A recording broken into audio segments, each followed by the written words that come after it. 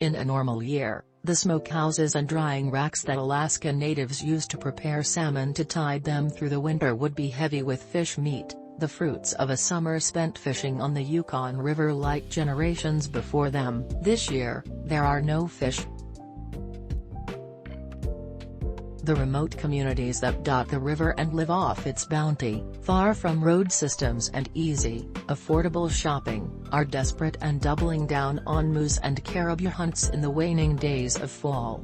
"Nobody has fish in their freezer right now.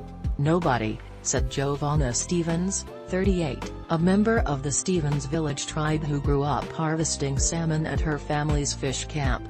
"We have to fill that void quickly before winter gets here." Opinions on what led to the catastrophe vary, but those studying it generally agree human-caused climate change is playing a role as the river and the Bering Sea warm, altering the food chain in ways that aren't yet fully understood.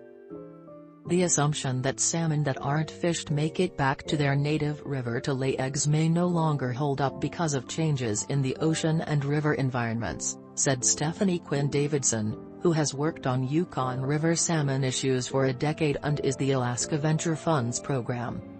King, or Chinook, salmon have been in decline for more than a decade, but chum salmon were more plentiful until last year. This year, summer chum numbers plummeted and numbers of fall chum, which travel farther upriver, are dangerously low.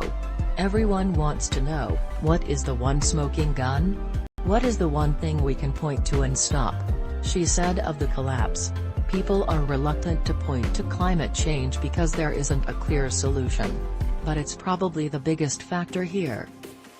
Many Alaska Native communities are outraged they are paying the price for generations of practices beyond their control that have caused climate change, and many feel state and federal authorities aren't doing enough to bring Indigenous voices to the table.